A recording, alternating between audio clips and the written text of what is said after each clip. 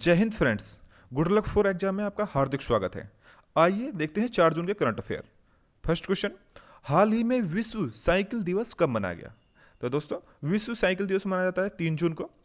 3 जून 2018 में यह first time मनाया गया था। इसके लिए 56 यानी कि 56 देशों ने अपनी एप्लीकेशन दी थी संयुक्त राष्ट्र को, और इसको अब संयुक्त राष्ट्र मनाता है।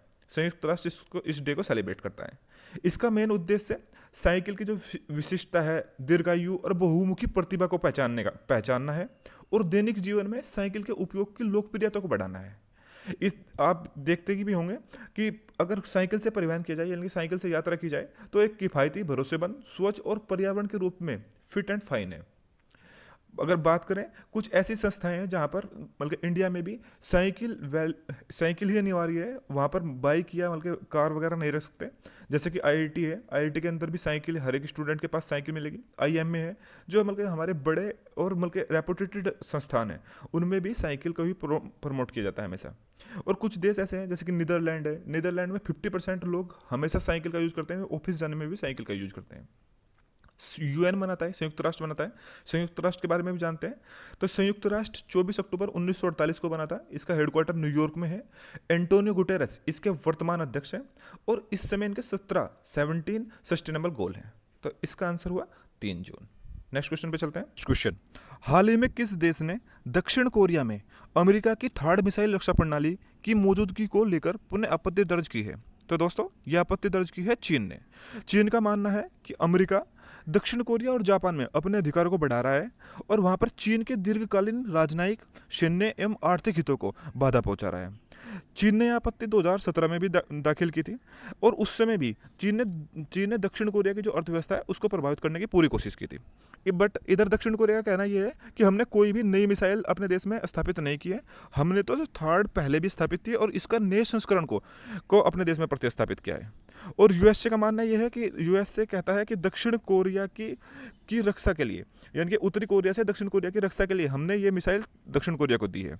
उधर ये मिसाइल 2017 में यूएसए ने दक्षिण कोरिया को इसलिए दी थी कि उस समय जब उत्तरी कोरिया वहाँ पर अपने परीक्षण कर रहा था, और उत्तरी कोरिया ने जो परीक्षण किए थे वो जापान में जो यूएसए के बंकर थे, या यूएसए का जो ठिकाने थे, अमेरिका के जो ठिकाने जापान में थे, उनके आसपास ही किए थे परीक्षण। तो उत्तरी कोरिया की इस हरकत की वजह से उसने दक्षिण कोरिया को ये थर्ड नामक मिसाइल दी थी। थर्ड मिसाइल की बात करें तो ये एक बैलिस्टिक मिसाइल प्रणाली है। इसकी फुल फॉर्म है terminal high altitudes area defence.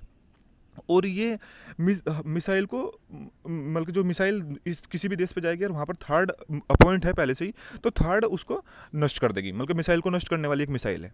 1991 में इसका आविष्कार हुआ था, और ये इस समय इजराइल, यूएई, रोमानिया और दक्षिण कोरिया में तैनात है, और अमेरिका की कंपनी है, अमेरिका की जो मिसाइल है ये। तो चीन ने आपत्ति दर्ज की है। नेक्स्ट क्वेश्चन पे चलते हैं। नेक्स्ट क्वेश्चन है, चुनाव आयोग ने राज्यसभा की 24 सीटों के लिए किस दिन मतदान करने का फैसला किया है? तो दोस्तों, ये चुनाव आयोग ने राज्यसभा की जो 24 सीटें उनके लिए 19 जून 2020 यानी कि 19 जून को ये मतदान करने का फैसला किया है। ये इसमें 24 में से 18 अब तक 18 जो सीट हैं उन पर चुनाव हो चुका होता, बट कोरोना की वजह से वो पोस्टपोन करना पड़ा। इस 24 सीटों में 4 सीट आंध्र प्रदेश की है, 4 सीट गुजरात की है, 3 मध्य प्रदेश की है, 3 राजस्थान की है, 2 झारखंड की है, और एक सीट मणिपुर और मेघालय की है। अगर राज्यसभा चेयरमैन की बात करें तो वे हैं वेंकैया नायडू, जो हमारे उप राष्ट्रपति हैं। तो इसकी डेट है 19 जून। नेक्स्ट क्वेश्चन पे चलते हैं। नेक्स्ट क्वेश्चन, हॉकी इंडिया ने राजीव गांधी खेल रत्न पुरस्कार के लिए किसके नाम की सिफारिश की है? तो दोस्तों, आजकल सभी के सभी स्पोर्ट ऑर्गेनाइजेशन अपने अपने खिलाड़ियों के नाम की सिफारिश कर रही हैं, उनके नाम को नॉमिनेट कर रही हैं। इसी तरीके से अभी बीसीसीआई ने भी अपने खिलाड़ियों का नॉमिनेट किया था। उन्होंने कहा था कि राजीव गांधी पुरस्कार के लिए उन्होंने जो नाम दिया था वो था रोहित शर्मा का। अर्जुन पुरस्कार के लिए उन्होंने ईशांत शर्मा, शिखर धवन और दीप्ति शर्मा का नाम दिया था। इसी तरीके से ही आज हॉकी इंडिया ने भी नाम दिए हैं। तो हॉकी इंडिया ने जो भारतीय टीम की कप्तान है, भारतीय महिला टीम की कप्तान है रानी रामपाल, उनका नाम राजीव गांधी खेल रत्न पुरस्कार के लिए दिया है। और अर्जुन पुरस्कार के लिए उन्होंने मोनिका, वंदना कटारिया और हरमनप्रीत सिंह का नाम दिया है। भारतीय कुश्ती संघ ने भी नाम दिया है। भारतीय कुश्ती संघ ने विनेश फोगाट के नाम का सिफारिश की है, और साक्षी मलिक ने भी अपना नॉमिनेट किया है अर्जुन अवार्ड के लिए। तो यहाँ पर क्वेश्चन का आंसर हुआ रानी रामपाल। रानी रामपाल राजीव गांधी खेल रत्न पुरस्कार के लिए, और ये तीनों के तीनों जितनी बचे हैं इनको अर्जुन पुरस्कार के लिए हॉकी इंडिया ने इनके नाम की सिफारिश की है। नेक्स्ट क्वेश्चन पे चलते हैं। नेक्स्ट क्वेश्चन, हाल ही में खेलो इंडिया ई पाठशाला कार्यक्रम का उद्घाटन किसने किया? तो दोस्तों, खेलो इंडिया ई पाठशाला कार्यक्रम का उद्घाटन किया हमारे खेल मंत्री किरण रिजिजू ने, और उनके साथ थे आदिवासी कल्याण मंत्री अर्जुन मुंडा। यानी कि किरण रिजिजू और अर्जुन मुंडा दोनों ने किया खेलो इंडिया ई पाठशाला कार्यक्रम का उद्घाटन। और इस कार्यक्रम में उन्होंने 21 खेलों को शामिल किया। इसके तहत होगा क्या कि जो हमारे सीनियर कोच हैं, सीनियर प्लेयर हैं, जो हमारे हाई प्रोफाइल के हाई परफॉर्मेंस विज्ञान मतलब के डायरेक्टर हैं और मैनेजर हैं, वे खिलाड़ियों को अपनी एडवाइस देंगे, अपनी सलाह देंगे।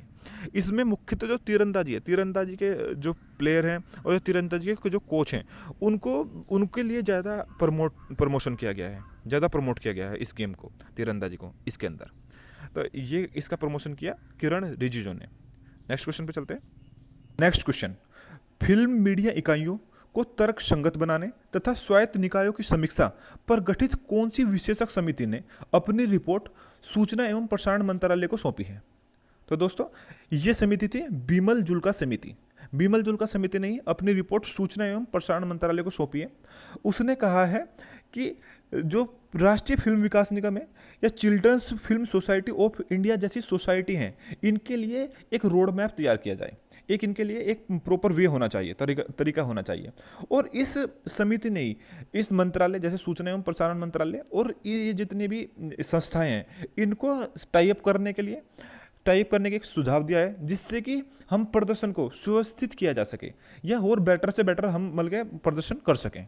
तो इसके लिए ये समिति तैयार की गई थी, जिसका नाम था बीमल जुल्का समिति। नेक्स्ट क्वेश्चन पे चलते हैं। नेक्स्ट क्वेश्चन है, हाल ही में कैलिफोर्निया के सैन डिएगो स्थित जनरल एटॉमिक्स ग्लोबल कॉर्पोरेशन के मुख्यालय का चीफ एग्जीक्यूटिव किसको नियुक्त किया गया है? तो दोस्तों, ये चीफ एग्जीक्यूटिव बने हैं विवेक लाल।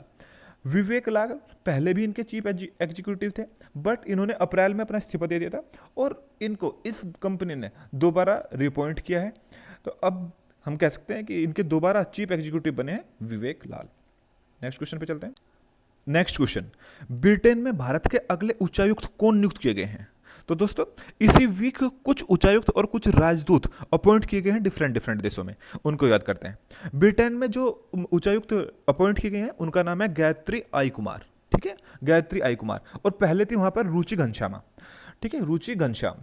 अब अभी न्यू गिनी में भी अपॉइंट किए गए हैं। न्यू गिनी में जो अपॉइंट किए गए हैं उनका नाम है सुशील कुमार सिंगल। पहले वहां पर विजय कुमार थे। कुवैत में भी अपॉइंट किए गए हैं, उनका नाम है सीबी जॉर्ज। और फिनलैंड में भी अपॉइंट किए गए हैं, उनका नाम है रवीश कुमार। ठीक है, ये अभी 4 अपॉइंट नहीं हुए हैं, दोबारा देख लेते हैं। जो ब्रिटेन में हुए उनका नाम है गायत्री आई कुमार। न्यू गिनी में जो हुए हैं उनका नाम है सुशील कुमार सिंगल। कुवैत में जो हमारे राजदूत बने हैं उनका नाम है सीबी जॉर्ज। और फिनलैंड में जो राजदूत बने हैं उनका नाम है रवीश कुमार। ऑप्शन की बात करें तो तरनजीत सिंह संधू यूएसए में है, अजय बिसरिया कनाडा में है, और विक्रम मिश्री चीन में अपॉइंट है। नेक्स्ट क्वेश्चन पे चलते हैं। नेक्स्ट क्वेश्चन, हाल ही में किसने कोविड-19 बायो बैंक स्थापित नहीं किया है? तो दोस्तों, Indian counselling of medical research ने पूरे देश में 16 बायो रिपोजिटरी बनाई है और 4 बायो बैंक स्थापित किए हैं। इन बायो बैंक में हम जो कोविड-19 के टेस्ट के लिए जो परीक्षण करते हैं लोगों का, उनकी टेस्टिंग कर पाएंगे। उसके तहत हम वैक्सीन या नई दवाई कोविड-19 के लिए तैयार कर पाएंगे। तो अभी जो बायो बैंक है वो एम्स में स्थापित नहीं किया गया है, एम्स में नहीं बना है। नेक्स्ट क्वेश्चन पे चलते हैं। नेक्स्ट क्वेश्चन, हाल ही में भारतीय दिवाला और दिवालियापन बोर्ड के सेवा प्रदाता की सलाहकार समिति के अध्यक्ष के रूप में किसको नियुक्त किया गया है? तो दोस्तों, ये अध्यक्ष बने हैं टीवी मोहनदास पाई। ठीक है, टीवी मोहनदास पाई को बनाया गया है भारतीय दिवाला और दिवालापन बोर्ड के अध्यक्ष। और ऑप्शन की बात करें तो रविंदर सिंह ढिल्लो अभी बने हैं पावर फाइनेंस कॉर्पोरेशन के प्रबंधक निदेशक। अरुण सिंगल जो बने हैं food safety and standards authority of India के नए कार्यकारी अधिकारी बने हैं। PR Jaishankar Indian infrastructure finance company limited के प्रबंधक निदेशक बने हैं। नेक्स्ट क्वेश्चन, हाल ही में किस भारतीय संगठन ने इंस्पायर संकाय पुरस्कार की स्थापना की है? तो दोस्तों, इंस्पायर संकाय पुरस्कार दिया जाएगा विज्ञान एवं प्रौद्योगिकी विभाग के अंदर। इसके लिए फर्स्ट जो व्यक्ति को ये मिलेगा वे हैं NIT श्रीनगर के प्रोफेसर डॉक्टर मलिक अब्दुल वाहिद। ठीक है, तो इसको देने वाला है विज्ञान एवं प्रौद्योगिकी विभाग। नेक्स्ट क्वेश्चन पे चलते हैं। नेक्स्ट क्वेश्चन, CSIR प्रयोगशालाओं के वैज्ञानिकों ने एक प्रकार के कोरोना वायरस की पहचान की है, इसका नाम क्या है? तो दोस्तों देखिए, कोरोना वायरस के अंदर भी बहुत से टाइप होते हैं। जैसे किसी एक तरह के सिम्टम्स कई आदमियों में मिल रहे हैं, वो उनको उन्होंने एक टाइप में रखा।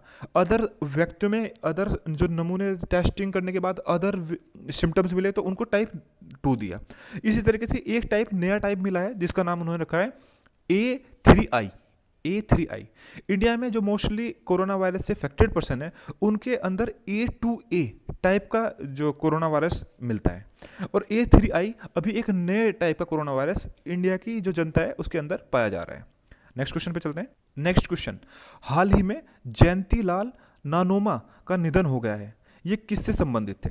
तो दोस्तों जो जयंती लाल नानोमा थे ये हमारे पूर्व अंतर्राष्ट्रीय तीरंदाज कोच थे, जो तीरंदाजी और आर्चरी है उसकी फील्ड के, उस फील्ड में ये कोच थे इंडिया टीम के। ठीक है, इन्हें महाराणा प्रताप राज्य खेल पुरस्कार से भी सम्मानित किया गया था। हाल ही में इनका एक कार दुर्घटना में निधन हो गया। तो ये थे कोच। नेक्स्ट क्वेश्चन पे आते हैं। Next question, world's best startup ecosystem में भारत का कौन सा स्थान है? तो दोस्तों ये स्टार्टअप के लिए जो अच्छा इकोसिस्टम कहाँ मिलता है, यानी कि अच्छी फैसिलिटी कौन सा देश प्रोवाइड करता है, इसकी एक लिस्ट बनी है। इसमें भारत का जो स्थान है वो 23वें स्थान पर आया है। पहले लास्ट ईयर भारत 17वें स्थान पर था, बट 6 पायदान पीछे खिसकने के बाद अब 23वें स्थान पर पहुंच गया है। इसके पीछे कारण कोरोना वायरस भी है। अगर इस लिस्ट में देखा जाए तो पहले स्थान पर USA बना हुआ है, अमेरिका बना है, यानी कि अमेरिका में स्टार्टअप करने के लिए सबसे अच्छा इकोसिस्टम है, सबसे अच्छा माहौल वहाँ पर मिलेगा। सेकंड स्थान UK का है, थर्ड स्थान इजराइल का है, और भारत का स्थान है 23वां। ठीक है, इसलिए इंडिविजुअली शहरों की भी रैंकिंग करता है। तो शहरों की रैंकिंग में टॉप 1000 में हमारे 38 शहर आए हैं, और टॉप 100 में हमारे 4 सिटी को स्थान मिला है, जिसमें बेंगलोर का स्थान 14 यानी कि 14वां स्थान है, न्यू दिल्ली का स्थान 15वां है, और मुंबई का स्थान 22वां है, हैदराबाद का स्थान 21वां है। नेक्स्ट क्वेश्चन पे चलते हैं। Next question, 1 year of Modi 2.0 toward a self reliant India e book किस मंत्री ने रिलीज की है? तो दोस्तों ये एक 92 पेज की एक ई बुक है जिसमें मोदी जी के अचीवमेंट के बारे में बताया गया है। इसको रिलीज किया है इंफॉर्मेशन एंड ब्रॉडकास्ट मंत्री प्रकाश जावड़ेकर जी ने। इसके अंदर जो मुद्दे हैं जो लिखा हुआ है इस बुक के अंदर, वो है आर्टिकल 370 के बारे में, राम टेम्पल के बारे में, 3 तलाक के बारे में, बोडो जनजाति के बारे में, और CAA के बारे में। ठीक है, तो इसको प्रकाशित किया प्रकाश जावड़ेकर जी ने। नेक्स्ट ऑप्शन की बात करें तो डॉक्टर हर्षवर्धन, ये हमारे स्वास्थ्य एवं परिवार कल्याण मंत्री हैं। विज्ञान एवं प्रौद्योगिकी मंत्रालय एवं पृथ्वी विज्ञान मंत्रालय दोनों इनके अंदर में ही है। पीयूष गोयल जी हमारे रेल मंत्री और कोयला मंत्री जी है। वाणिज्य एवं उद्योग मंत्रालय भी इनके अंदर ही है। धर्मेंद्र प्रधान हमारे पेट्रोलियम प्राकृतिक गैस मंत्री हैं, और इस्पात मंत्रालय भी इनके अंडर में ही है। तो दोस्तों आज के करंट अफेयर्स देखने के लिए आपका बहुत बहुत धन्यवाद। Thank you very much.